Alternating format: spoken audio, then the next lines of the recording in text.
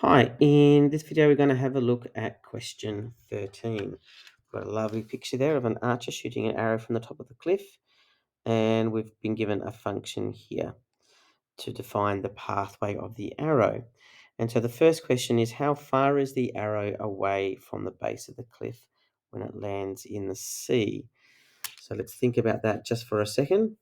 How far is the arrow from the base of the cliff? So basically, we're sort of saying that if the arrow is here on the cliff and it's shot into the air, it's going to land in the sea, and we want to know this distance here. So we effectively want the x coordinate for when the height is equal to 0. Okay, so that's what we're going to do. We've got h equals minus 0.25 x squared plus 10x plus 20. At h equals 0,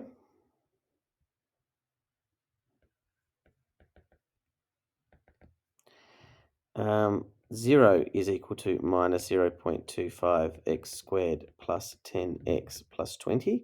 This is worth 2 marks. Keep that in mind. It is worth 2 marks.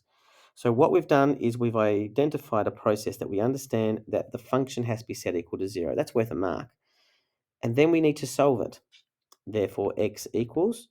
Now, we are not going to spend time solving this by doing any other method other than get your calculator out and solve it. I am going to, first of all, do something which is not strictly necessary, but it might be useful in this question. I'm not too sure whether it is or not. I'm going to define the function. So I'm going to go f1 of x, and then I'm going to go control, and then you can see there's a blue colon equals. You can also type it in as well. So colon equals, and then I'm going to type in my function. So I'm going to go negative 0.25 x squared plus 10x plus 20.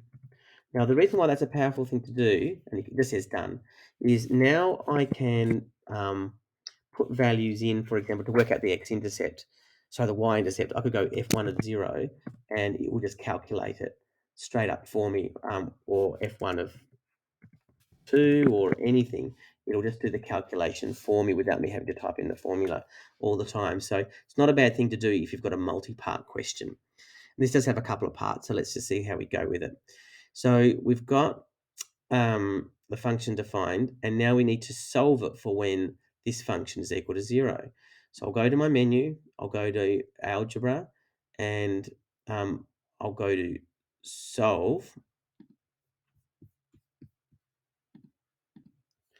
You might have noticed a little blip in the video here where I actually had to switch my calculator mode because I was using an IB calculator which doesn't have the same settings as us. So what I was saying was you can now solve, now that you've got it defined, you can now solve it by going to the menu, algebra, and using the solve function. Again, you can type that in using your keyboard if that's faster for you.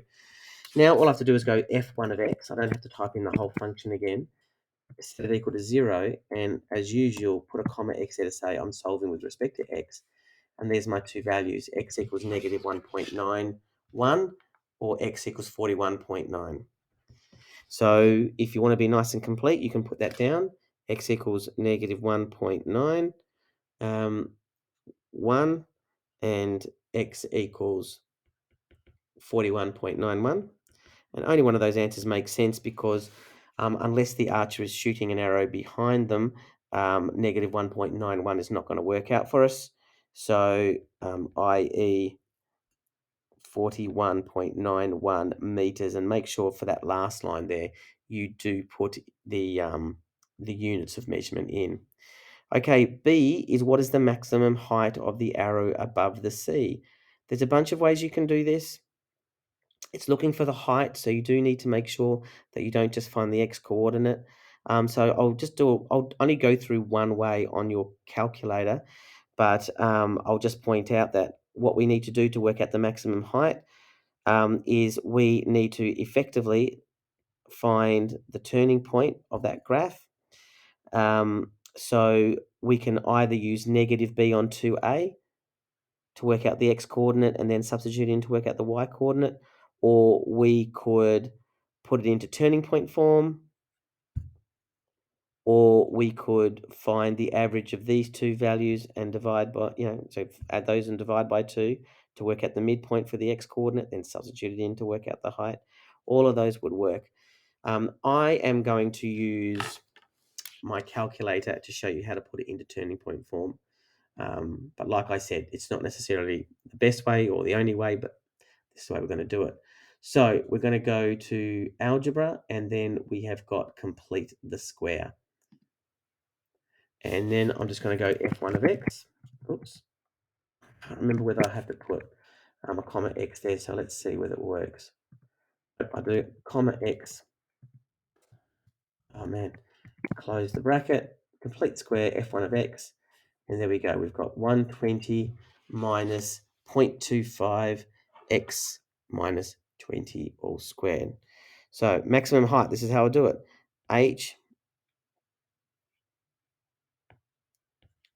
is equal to minus 0.25 outside of x minus 20 all squared plus 120. Note that I'm not just taking what the calculator gives me, I'm actually rewriting it in the format that we're used to, I suppose. Therefore, turning point is equal to minus 20, 120, i.e., oops, sorry, not minus 20, that's terrible, isn't it? 20 comma minus 120, i.e. maximum height is 120 meters, and we're done. Nice and easy. Okay, question, that'll do for this question, and I will see you in the next video.